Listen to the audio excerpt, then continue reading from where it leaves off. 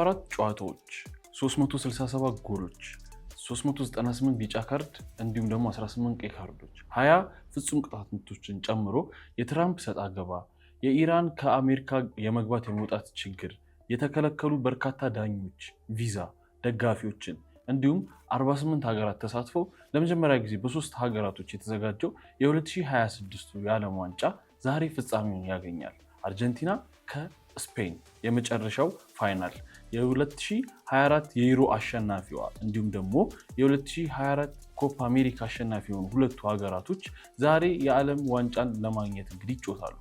የዓለም እግር ኳስ አዲስ ሻምፒዮን ታገኛለች ስፔንን ወይስ 2022 ላይ ያነገሰቻትን ራሷን አርጀንቲና መልሳ ታሸንፋለች የሚለው ተጠባቂ ነው የሚሆነው። እንደምን አላችሁ?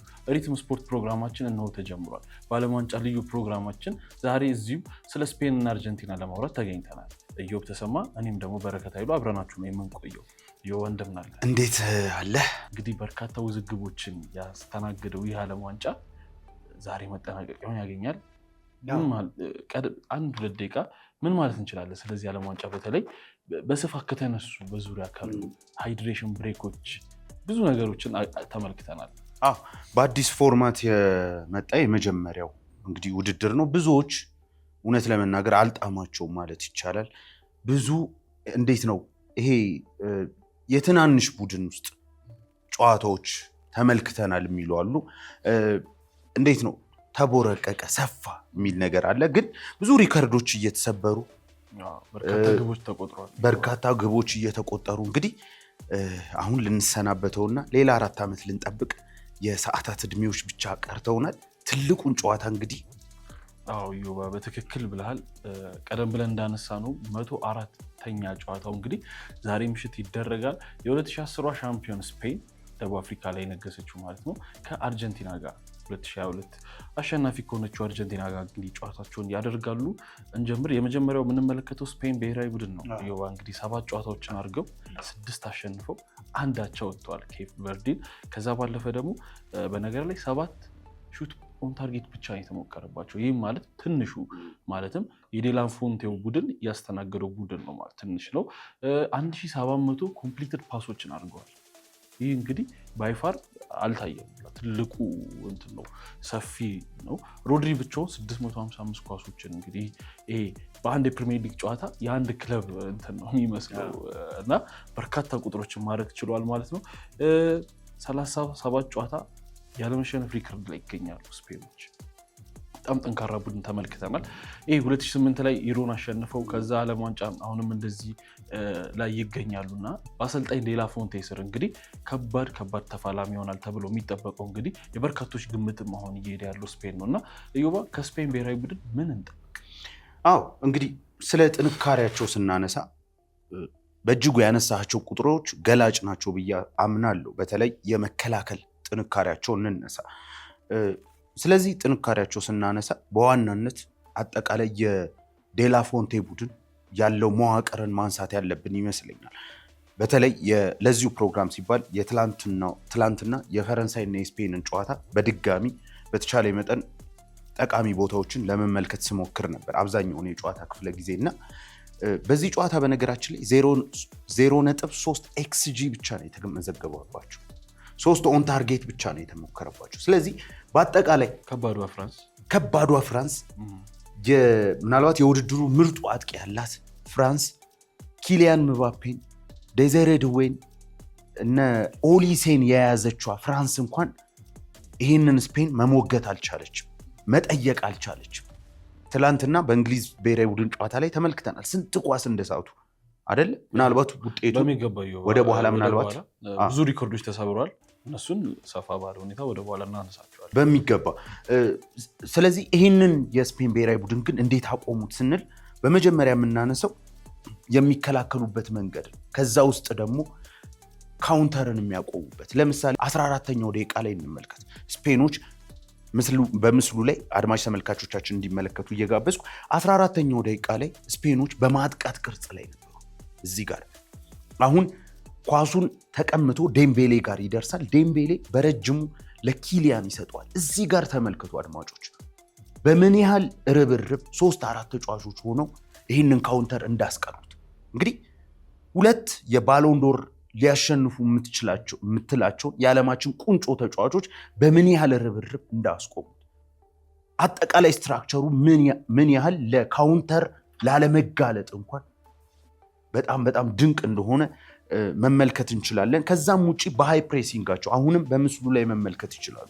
ይሄ የስፔን ብሔራዊ ቡድን 2-0 ፈረንሳይን እየመራች ባለችበት ሰዓት ላይ ተመልክተናል። የእንግሊዝ ብሔራዊ ቡድን በቶማስ ቱሄል የሚመራው ቡድን ከአርጀንቲና ብሔራዊ ቡድን ጋር ሲጫወት ገና 56ኛው ደቂቃ ላይ አንድ ጎል አስቆጠርኩ ብሎ ለ34 ደቂቃ ያህል 12% ኳስ ብቻ ነው የያዘው። በአንጻሩ ስፔንን ግን ተመልከት። ስፔን ኳስ ከያዘች በፍጹም አትለቅልህ እና እዚህ ጋም አድማጮች መመልከት አለባቸው ብዬ አስባለሁ። በምን ያህል 4 ተጫዋቾች ከፊት ፕሬስ ሲያደርጉ እንደነበር ጨዋታውን ቼስ የሚያደርጉ የሚያሳድዱ ነበር የሚመስሉት እና በአጠቃላይ በሃይ ፕሬሲንግ ይከላከሉሃል። ብዙዎች ሃይ ፕሬሲንግ ሲባል ከኳስ ውጭ የምታደርገው መከላከል ነው። በካውንተርን ለማስቆም ይሄዳሉ። ብዙ ጊዜ እንዲያው አድማጮችን ላለማሰልቸት ይሆናል እንጂ ስለ ካውንተር ፕሬሲንግ አውርተናል። ኳሶችን ከተቀሙ በኋላ መልሰው ስለሚቀሙበት መንገድ ዴላ ፎንቴ ይሄንንም በሚገባ ነው የሰሩት። እንዲያውም እዚህ ጋር እኔ ብሔራዊ ቡድን አይመስለኝም። ብዙ ጊዜ ብሔራዊ ቡድኖች ኳስ ሲቀሙ ቶሎ የመከላከል ቅርጻቸውን ነው የሚይዙት። የስፔን ብሔራዊ ቡድን ግን ከዚህ የተለየ ምናልባት የ2010ን ባርሰሎና እና ራሱ የስፔን ብሔራዊ ቡድን የሚያስታውስ ይመስላል እንዴት እንደሚወሩ። ይህንን በመከላከል ጥንካሬያቸው በኩል ካነሳን ኮሌክቲቭሊ ነው የሚከላከሉት። ይሄ የላፖርትና የኩባርሲን ብቃት ወይም በሁለቱ ፉልባኮች ላይ ያሉትን የነ ኩኩሬላ የነ ፔድሮ ፖሮን ብቃት ብቻ አይደለም የምታነሳው። አጠቃላይ ኮሌክቲቭሊ ከኦያርዛባል የሚነሳው ከነ ባዬና የሚነሳው የመከላከል መሀል ላይ የነ ሮድሪ መከላከል አጠቃላይ እንደ ቡድን ኮሌክቲቭሊ የሚከላከሉበት መንገድ በጣም አስደናቂ ነው። ስለዚህ አርጀንቲና በምን መንገድ ታጠቃለች እንግዲህ ወደ በኋላ የምናየው ይሆናል። ሌላው መከላከልን ከኳስ ጋር የሚያደርጉታል። ቤኪ የሚገርም አሁን የፈረንሳይ ብሔራዊ ቡድን ጨዋታ በጥልቀት እንደ ትልቁ ናሙና መመልከት ካለብን ፈረንሳዮች ጨዋታውን እያሳደዱ ፈረንሳዮች ጨዋታውን እንዴት ነው ነብስ ለመዝራት እየሞከሩ ነው። ነገር ግን አሁንም በምስሉ ላይ እንደምትመለከቱት በተደጋጋሚ እንዲያውም ኪሊያን ምባፔ ፕሬስ እናረጋቸው የ3-2 ቅርጽ በተደጋጋሚ ይፈጠር ነበር፣ የተጫዋቾች የበላይነት ይኖራቸው ነበር ብሏል። በእርግጥ በዚህ ሐሳብ ኮምፕሊትሊ ነው የምስማማው። ፈርስት ሃፍ ላይ ግን እስከ 16ኛው እስከ 17 ፔናልቲው እስክትገኝ ድረስ የፈረንሳይ ብሔራዊ ቡድን በጥሩ ሁኔታ በማንቱማን ፕሬስ እያደረገ ነበር። ባላንስ የነበረው ጌም ነው። ግን ጎሎቹ ከተቆጠሩበት በኋላ በጣም በሚደንቅ ሁኔታ ኤክስትራ ሰው ያገኙ ነበር፣ ኤክስትራ ፓሶችን ያደርጉ ነበር። ስለ ኤክስትራ ፓስ ከዚህ ቀደምም አውርተናል። ፔፕ ጋርዲዮላ ኤክስትራ ፓሶችን ይፈልጋል። ጨዋታን ቴምፖ የምትቆጣጠርበት ነው ኤክስትራ ፓስ ማለት። ወደፊት ከመሄድ ይልቅ ተመልሰህ ኤክስትራ ፓሶችን እያደረግ ተጋጣሚህን በአካልም በአይምሮ የምታደክምበት መንገድ ነው። በዚህም ኳሷን በመያዝም ይከላከሉሃል ስፔኖች። ስለዚህ ስፔኖች ከመሩ በጣም አደጋ ነው ማለት ነው። ለዛ ደግሞ ምናልባት ሮድሪ እንዳልከው ፔፕ ለሚያነሱ ሀሳብ ትክክለኛው ሰው ሮድሪ ነው ብዬ አስባለሁ። የጨዋታን ቴምፖ የሚቆጣጠርበት መንገድ፣ ሲፈልግ ፓስን በማፍጠን ሲፈልግ ፓሷን በማረጋጋት ይሄ የጨዋታ ቴምፖ መቆጣጠር የሚባለው ትክክለኛው ኤግዛምፕል ይመስለኛል እና በሲቲ ቤት ያለው እዚህም ደግሞታል ማለት ይቻላል በሚገባ። ምናልባት ፔፕ ጋርዲዮላ የምታስታውስ ከሆነ አንድ መግለጫ ፖስት ማች ሰጥቶ ነበር መስከረም ወር ላይ።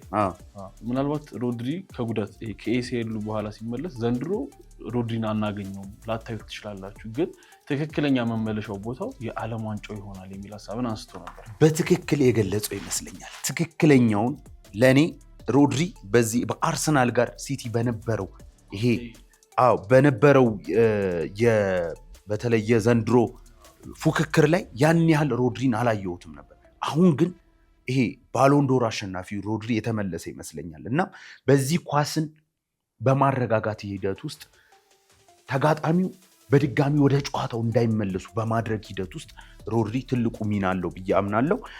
ከዛም ውጪ ሎ ብሎክን በሚይዙበት ጊዜ በሚድ ብሎክም እንደ ባዬና አይነት ተጫዋች ደግሞ በጣም ወሳኝ ሆኖ ተመልክቷል። በግራ ክንፍ በኩል የሚሰለፈው ይሄ ተጫዋች በተለይም ኦስማን ዴምቤሌ ኳስ ሲይዝ አሁንም በምስሉ ላይ እንዲመለከቱ ጋብዛለሁ። ደብል አፕ በማድረግ ኦስማን ዴምቤሌ ምንም እንዳይፈጠር በማድረግ በወርክ ሬቱ በኩልም በጣም ድንቅ የሆነን ብቃት ተመልክቼበታለሁ። ስለዚህ ምናልባት ዛሬ አርጀንቲና በእንግሊዝ ላይ ያገኘችውን አይነት የበላይነት ሊዮኔል ሜሲ ወደ ግራ ወጥቶ ማግኘት ይችላል ወይ የሚለው ጥያቄ እዚህ ጋርም ማንሳት እፈልጋለሁ።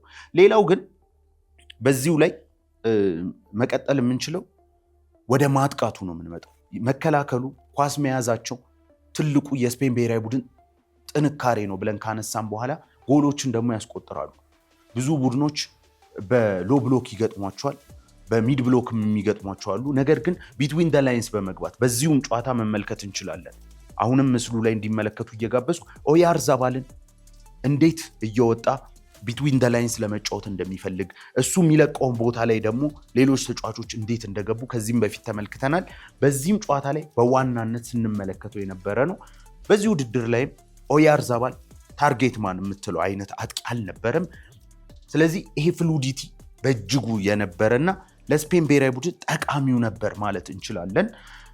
ነገር ግን አሁን ይሄንን ሁላ ጥንካሬ በስፔን ብሔራዊ ቡድን በኩል ካነሳን እንደው የተፈተኑበት ጨዋታ አልነበረም ማለት አይቻልም። እንዲያውም የስፔን ብሔራዊ ቡድን አበቃለት ተብሎ ነበር። በተለይ በመጀመሪያው ጨዋታ ላይ በዛ የኬፕ ቨርዶች ተጋድሎ ላይ በዛ የሎ ብሎክ ጨዋታ ላይ የስፔን ብሔራዊ ቡድን ሲቸገር ተመልክተናል።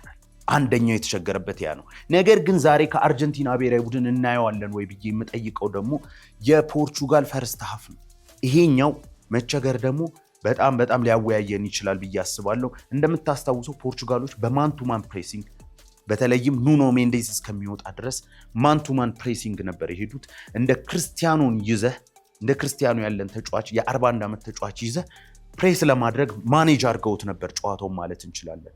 ፔድሪን በተለይም የፖርቹጋል ተከላካይ የነበረው ሩበን ዲያዝ ወጥቶ እየያዘው እንደነ ጃኦ ኔቬዝ አይነት ተጫዋች ደግሞ ዳኒ ኦልሞን የገባበት እየገባ ቪቲኒያ ደግሞ ከሌላኛው ተጫዋች ጋር እነ ኦያርዛባልም ወጥተው አጠገባቸው ተጫዋች የነበረበትን ተመልክተናል። ስለዚህ ስፔኖች በማንቱማን ፕሬሲንግ ከሄድክባቸው እንደ ፈረንሳይ የአንድ ተጫዋች ብልጫን ካልሰጣቸውና ሙሉ ለሙሉ ከለፋ ስፔኖች ራሳቸው ፕሬስ በሚያደርጉበት መንገድ ካደረግ ከነሱ የበለጠ ታደርገዋለህ ወይ ጥያቄው። አሁን እዚህ ጋር አርጀንቲና ይህንን በተወሰኑ ጨዋታዎች ሲያደርግ አይተናል። ነገር ግን አርጀንቲና የሚድ ብሎክ ቡድን ወደ አርጀንቲና ስለምንመለስ ስለዚህ የስፔንን ጥንካሬ አይተናል። በመከላከል ኳስ በመያዝ በሚድ ብሎክ በሃይ ፕሬሲንግ ተመለከትን። በማጥቃት ያላቸውን ብቃት ተመለከትን። አሁን ግን የተቸገሩበትን ስናይ በሎ ብሎክ ከሚጫወት ቡድን ጋር ተቸግረዋል በጥሩ ከሰራው። ከዛ ደግሞ በሃይ ፕሬሲንግ ከተጫወተው ቡድን ጋር ተቸግረዋል። እንዲያውም ያቺ አንዷ ኳስ ነው የመከላከል ስህተት ጎል የተቆጠረው። ስለዚህ ምናልባት በሃይ ፕሬሲንግ አርጀንቲናዎች በዚህ መንገድ ማድረግ ይችላሉ አላውቅም። ነገር ግን ካደረጉት ማንቱማን የበለጠ መሮጥ ከቻሉ እዛው አፍነው የሚያስቀሩበትን መንገድ ማኔጅ ማድረግ ይችላሉ ወይ የሚለውን መጠየቅ ያለብን ይመስለኛል። ስለዚህ የስፔን ብሔራዊ ቡድን በአጠቃላይ እነዚህን ጥንካሬዎችና በተወሰነ መልኩ የተቸገረባቸው መንገዶች አይተን እንግዲህ ወደ ዛሬው ጨዋታ ደግሞ ዮባ እንግዲህ ከዚህ ጋር ስታነሳ በርከትና ሰፋ ተደርጎ የሚነሳው የስፔን ብሔራዊ ቡድን የ65 ዓመቱ የስፔን ብሔራዊ ቡድን አሰልጣኝ ዴላ ፉንቴ እንግዲህ በተለይ ቀደም ብለንም እዚህ ፕሮግራም ላይ እያነሳን የነበረው ነገር አለ። ይሄኛውን ስፔን ስንመለከት የ2010 ስፔን፣ የ2008 የ2012 ስፔንን ያስታውሰናል የሚል ነገር አለ እና ሄነሪ ፋብሪጋዝንም ማመጣህ ሜዳው ላይ ፔድሪንም ማመጣህ ወይም ደግሞ ዴቪድ ሲልቫ፣ ዋን ማታ፣ ኢኔስታ፣ ቡስኬትም ሆነ ኢቭን ሮድሪ ቢሆንም ማለት ከ9 ዓመታቸው ጀምሮ ማድረግ ያለባቸውን ሲነገራቸውና ሲያውቁ ያደጉ ናቸው። ማለት የትና እንዴት ቦታ መገኘት በተለይ ከፍራንሱ ጨዋታ በኋላ እንዴት ነው ፔድሮ ፖሮ እዚህ ጋር የሚገኘው፣ እንዴት ነው ፔድሪ ይሄን የሚያደርገው ወይስ ሮድሪ ካልክ ይሄ አይደንቲቲያቸው ነው ሲያደርጉት የኖሩት ነገር ስለሆነ የቱ ጋር እንደነበር ይታወቃል እና ይገኛል የሚል ነገር ነው። እዚሁ ጋር እንዲያው ጎሉን ያስቆጠሩበትን መንገድ መመልከት እንችላለን። ፔድሮ ፖሮ ጎሉን አሁንም እዚህ ጋር ስክሪኑ ላይ እንዲመለከቱ ጋብዤ ፔድሮ ፖሮ ኳሱን ሲሰጥ ዴዜሬ ዱዌ ያልተከተሉ እና እንዴት ያችን ስፔስ ኤክስፕሎይት እንዳደረጓት እንዴት ይችን ቦታ እንደፈጠሩ መመልከት እንችላለን። እና ይሄ ሮቴት የሚያደርጉበት መንገድ የሚግባቡበት መንገድ አንተ ያነሳውን በሚገባ የሚያጠናክርልን ከፈረንሳይ ብሔራዊ ቡድን ጋር ያስቆጠሩት ጎል ይመስለኛል። በሚገባ ይዋ ከዛ ባለፈ ስፔን ብሔራዊ ቡድን በሚገርም ሁኔታ ያ ከ2012 ዩሮ በኋላ ወይም ሶስትዮሹን ካነሱ በኋላ ጥያቄ ምልክት የሚነሳበት ነበር። በተለይ በብራዚሉ ዓለም ዋንጫ 5-1 በሆላንድ ተሸንፎ ነበር የወጣው። ከዛ በኋላ ደግሞ 2016 ዩሮ ላይ እንዲሁም ደግሞ ዓለም ዋንጫ ላይ በሉቾ ስር ከዛም እንዲሁም በርካታ ጥያቄዎች ተነስተው ነበር እና ዴላ ፎንቴን ስንመለከት በተለይ በዩዝ ቡድኖች ላይ ሰርቷል። ከዚህ በፊት አትሌቲኮ ቢልባኦ ላይ ከልጆች ጋር ነው የሰራው። ከዛ ባለፈ እንዲሁም ደግሞ ዲፖርቲቮ አላቬዝ ማንሳት እንችላለን። በዛም ወቅት ሲሰራ ከልጆች ጋር ነበር ሲሰራ የነበረው እና አትሌቲኮ ቢልባኦንም የልጆቹ ቡድን ይዟል በሰዓቱ ይህ አሰልጣኝ እና ወደ ስፔን የመጣው 2013 ላይ ነበር። አንደር 21 ይዟል፣ አንደር 19 ይዟል እና አብሯቸው ከነ ሮድሪ 15 ዓመታቸው እያለ ነው እነ ሜሬኖን እነ ሮድሪን እነ ኦልሙን የሚያውቃቸው በረኛው ኑና ሲሞስን ጨምሮ ማለት ነው እና ይህ ምን ያሳያል? አንድነትን ያሳያል። እንደውም አንድ ጽሁፍ እያነበብኩ ነበር ፊፋ ፔጅ ላይ እየተለቀቀ ከሳውዲ አረቢያ 65 ዓመት ልደቱን ነበር የዛ ቀን እና ይሄ ፋዘር ፊገር ይሉታል ወይም ደግሞ ምስል አባታዊነትን ይታይባቸዋል። ምክንያቱም ያውቁታል፣ ሁሉም ገና ልጅ እያሉ 15 ዓመታቸው እያለ ያውቃቸዋል። አሁን ብሔራዊ ቡድን ላይ ይሄ ተመሳሳይ አጫወት ነው ያመጣላቸውና እንግዲህ የዴላ ፎንቴ ሰዓት ነው ብለን መጠበቅ እንችላለን። ያነሳነው ሀሳብ እንግዲህ ስፔን ብሔራዊ ቡድን ያሳያል ማለት ነው። እንግዲህ በዚሁ ወዴት እንሄዳለን? ምናልባት 2017 ልመለሰ እና ዩባ የስፔን እግር ኳስ ፌዴሬሽን ለቀድሞ ተጫዋቾች ትምህርት ያዘጋጃል። አንድ ለአሰልጣኝ ቀድሞ ተጫዋች ለነበሩ አሰልጣኝና ዴላ ፎንቴ ኮርስ ከሚሰጡ መምህሮች መካከል አንዱ ነበር፣ ታክቲካል ከሚያስተምር እና እዛ ክላስ ውስጥ እንግዲህ ፊት ለፊት ወንበር ላይ ተቀምጦ ሲማር የነበረው ማን ነው? ሊዮኔል ስካሎኒ የዛሬው ተጋጣሚ በሚገባ ነው። ዛሬ ግን አንድ ክላስ ውስጥ አይደለም የሚገናኙት፣ በዓለም ትልቁ መድረክ ላይ እንግዲህ ይገናኛሉ እና ሊዮኔል ስካሎኒ እንግዲህ አርጀንቲናን ይዟል። አርጀንቲናን ምን እንጠብቅ ከአርጀንቲናስ? በሚገባ በጣም በጥሩ መንገድ ነው ቤካ ያስቀመጥከው ማለት እንችላለን። እንዲያውም ዛሬ የአንድ የዛ አትሌቲክን ጽሁፍ እያነበብኩ ነበር እና በዚህ ጽሁፍ ላይ የተመለከትኩት ነገር አለ። የሊዮኔል ሜሲ እና የስፔን ብሔራዊ ቡድን ግጥሚያ ነው ሲል ገልጾታል።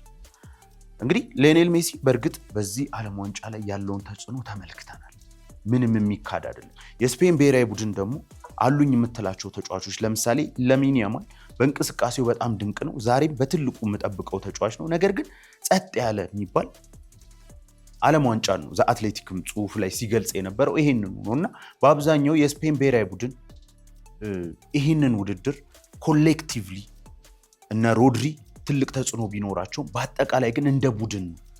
ሊዮኔል ሜሲ ግን በአብዛኛው በድሪብሊንግ ብናየው፣ በአሲስት በጎል ብናይ፣ በሁሉም ነገር ቀዳሚው ተጫዋች ነው የሚልን ነገር አንስተዋል። ነገር ግን ከዚህ ውጪ ደግሞ የአርጀንቲና ብሔራዊ ቡድን በትልቁ ሊገለጽበት የሚችለው መንገድ አለ። የሊዩስ ስካሎኒ መንገድ በሁለት አሰላለፍ ነው በዚህ ውድድር ላይ የተመለከትኳቸው በ4-4-2 ዳይመንድ እና በ4-1-1 አጫወት። ሊዮኔል ሜሲ በአብዛኛው ነፃነት ይሰጠዋል።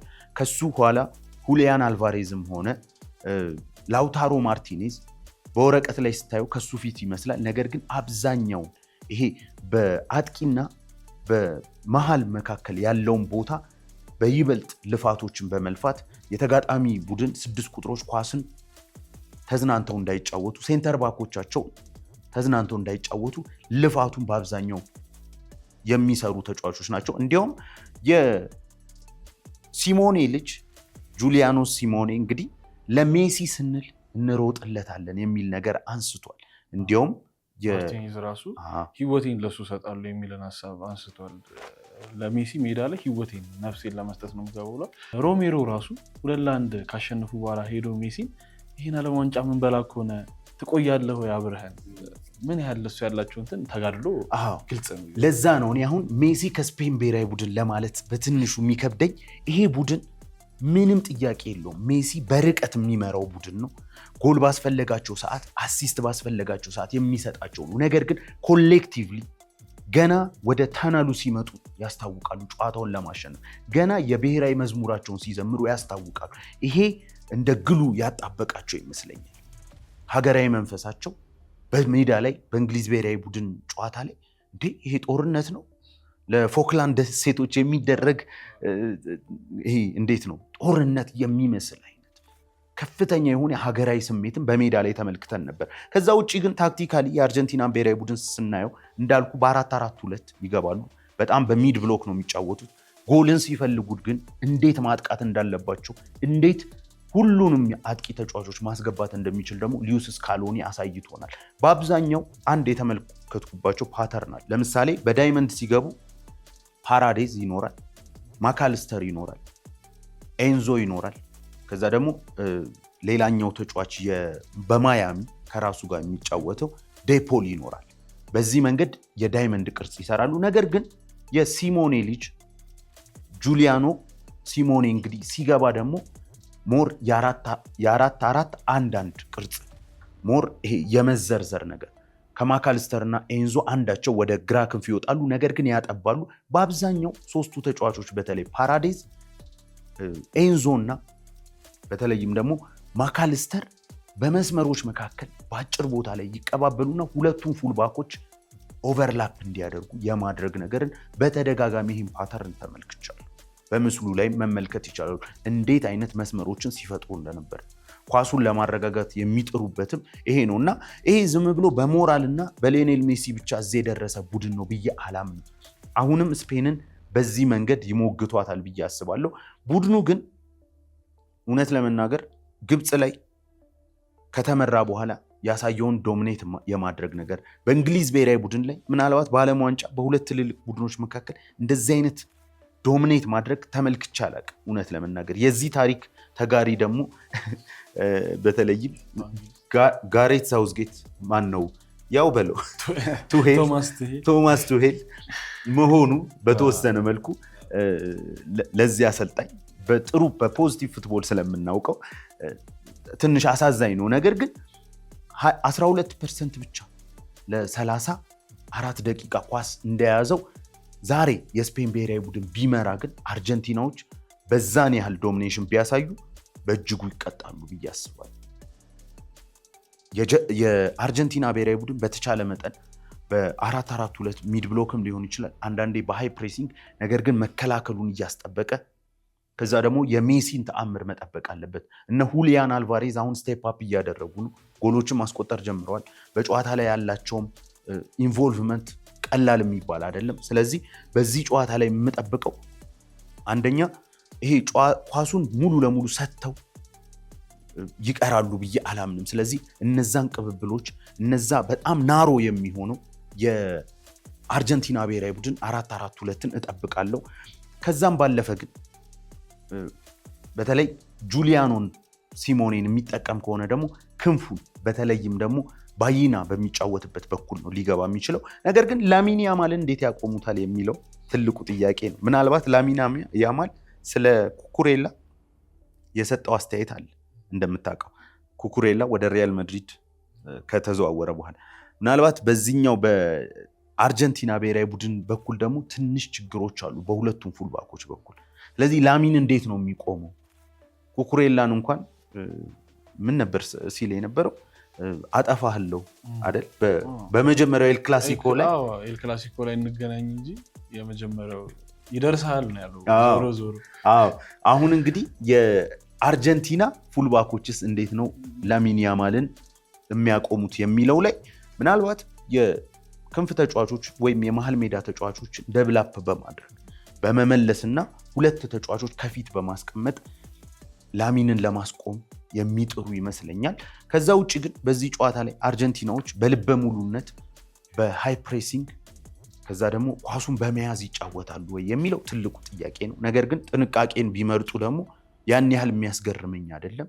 ከዛ ውጭ ስፔኖች ኳሱን ከተቆጣጠሩ በኋላ በሚቀሙበት ሰዓት የአርጀንቲናዎች ካውንተር እንዴት ይመስላል የሚለው ትልቁ ጥያቄ ነው። ለምሳሌ የራግኒኩን ቡድን ሲገጥም ኦስትሪያን አንድ ያስቆጠሩት ካውንተርን ተመልክተን 90ኛው ደቂቃ ላይ አርጀንቲና ብሔራዊ ቡድን በካውንተር የሚታማ አይደለም። አሁንም ላውታሮ ያስቆጠረውን ጎል ተመልክተናል አይደል? የዣካን ቡድን ሲገጥሙ።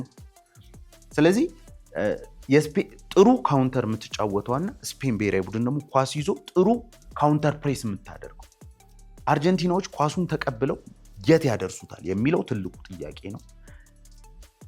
ከዛም በኋላ ደግሞ ስፔኖች እንዴት ይቀማሉ የሚለው ሌላኛው ጥያቄ ነው።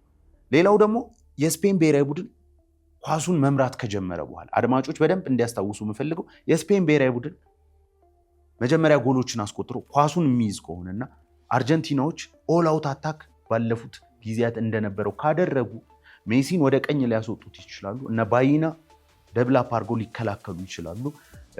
በእንግሊዝ ብሔራዊ ቡድን ላይ የታየው መረባበሽ በፍጹም በስፔን ብሔራዊ ቡድን ይደገማል ብዬ አላስብም። ካውንተሩስ የሚለው ደግሞ በስፔን ብሔራዊ ቡድን እራሱ መርቶ ኳሱን የሚይዝ ከሆነና አርጀንቲናዎች ማጥቃት ከፈለጉ የስፔን ብሔራዊ ቡድንን ካውንተር አታክ ጠብቃለሁ። ታይት የሆነ ጨዋታ ይሆናል አላውቅም። እንግዲህ አርጀንቲና ግብ ሲቆጠርባቸው ነው ሞር ፖዚቲቭ ነገር እየታየ ያለው በነገር ላይ እና ስለዚህ የስፔን ግብ ማስቆጠር ነው አርጀንቲናን የሚቀሰቅሳት ወይ? ምክንያቱም ካስቆጠሩት በዚህ ዓለም ዋንጫ 19 ግቦች ከ75 ደቂቃ በኋላ የተቆጠሩ 12 ጎሎች ናቸው። እዚህ ያደረሳቸው 7 ጎሎች ብቻ ናቸው ከዛ በፊት የተቆጠሩት በጆርዳን ምናምን ያሉት እንጂ እነዚህ ወሳኝ ከግብፅ ጋር ሲያልፉ ብታነሳ ትችላለህ። እንግሊዝን ልታነሳ ትችላለህ። ወሳኝ ጌሞች የዣካ የስዊዘርላንድ ኢቨን 2 ጎሎች የመጡት በ116 እና በ121ኛው ደቂቃ ላይ ነው እና የስፔን ብሔራዊ ቡድንን ግን ይሄንን ማድረግ ትችላለች? ትልቁ ጥያቄ አሁንም ያነሳሁት ይሄን ብዙዎች አሳልፈው የሚሰጡ አይደሉም። ስፔኖች አሳልፈው የሚሰጥ አይደለም። ልክ ነው። እንደውም ቀደም ብለን እያነሳ እንደነበረው የ2012 ዩሮ ጣሊያን ከስፔን የነበረው 4-0 የነበረው ወይስ ብዙዎች አይምሮ ላይ እየተመላለሰ ያለው ይሄ የኢንተር ሚላን እና የፒኤስጂ አይነት ጨዋታ? ምክንያቱም ስፔን በእግር ኳሳዊ ከተመለከት በጣም ዶሚኔት አድርጋ የመጣች ቡድን ነች። ይህን ዓለም ዋንጫ ለማሸነፍ በጣም ፌቨራይት ነች። አስቡ፣ ያን ፈረንሳይ ቡድን ነው እንደ ልጅ ያደረጓቸው ኳስ አሳጥቶ እና ግን አርጀንቲና ከዚህ የሰፋ ነገር አላት፣ ሊዮኔል ሜሲ አላት የሚል ነገር አለ። ብዙዎች ይሄን ያነሳሉ እና ግን አሁን ታክቲካል ካነሳናቸው አንጻሮች እንግዲህ አርጀንቲና እና ስፔን ያው ተጠባቂ ነው የሚሆኑ። ስለዚህ የዓለም ዋንጫ ስናነሳ እንግዲህ አንድ ተጫዋች አለ፣ ሊዮኔል አንድሬስ ሜሲ 2022 ላይ በቃ ጨርሷል፣ ኳስን ያቆማል፣ ዳግም አይመጣም ተብሎ ነበር። አይ አሁንም ቢመጣም አሁን ደግሞ ኢንጆይ ለማድረግ ነው። ብዙዎች ይሄን ነበር ያነሱት። በቃ ጀስት ኢንጆይ እናደርገው እንጂ ስራቸው ግን ሰፊ ነው የሚመስለው። በተለይ የአርጀንቲና ብሔራዊ ቡድን ስናነሳ በተለይ የ2020 በፊት የነበረው አርጀንቲና በርካታ ፍጻሜዎችን እየተሸነፈ በ2014 የዓለም ዋንጫን ተሸነፈ። ማራዶናን የሚናፍቅ በተከታታይ 2 በቺሊ በ2015 እና 16 ኮፓ አሜሪካን ሜሲ በቃኝ ብሎ ራሱን ከሀገር ጠቅላይ ሚኒስተሩ ደውለውለት 2018 ላይ እንዴት ከ4-3 ሽንፈት በኋላ ፈረንሳይ ላይ ዲያጎ ማራዶና ራሱ ነው 18 ጊዜ ሽንት ቤት የሚሄድ ተጫዋች ነው ያለው ሊዮኔል ሜሲን። ይታይ እንግዲህ እንደውም ብዙዎች ያነሳሉ ማራዶና እና ሜሲን እያነጻጸሩ በሀገሪቷ እና ማራዶና ሞር ለእኛ ይቀርበናል የሚል ነገር፣ ምክንያቱም እሱ በእግሩ ብቻ ሳይሆን በአፉም ነው የሚጮትልን። ለነፃነት የሚጋደልልን አይነት ሰው ነው። ራሱን በፖለቲካም ላይ ስለሚያሳትፍ ራሱን እንደዚህ ያደርግልናል ይላሉ።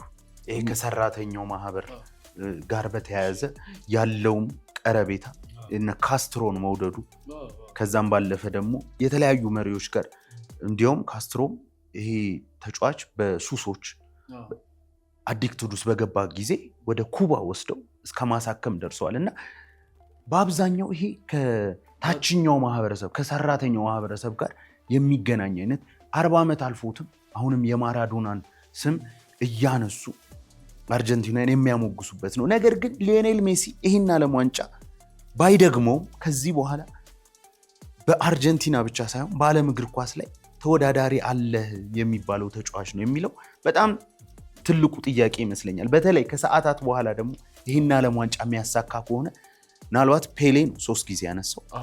ለእኔ ካፉም 2 ያንስቶታል። ለእኔ እንደውም እንደሚያስገርመኝ ታውቃለህ፣ የሚገጥማት ሀገር ስፔን መሆኗ ነው።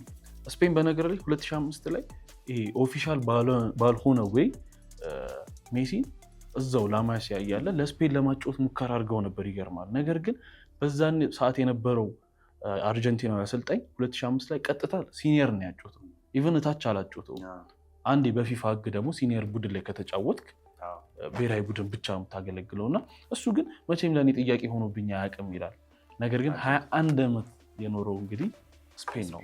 ልጆቹን ሁለተኛ ሀገሩ ናት ማለት ባርሰሎና ካታሎኒያ ይገባ።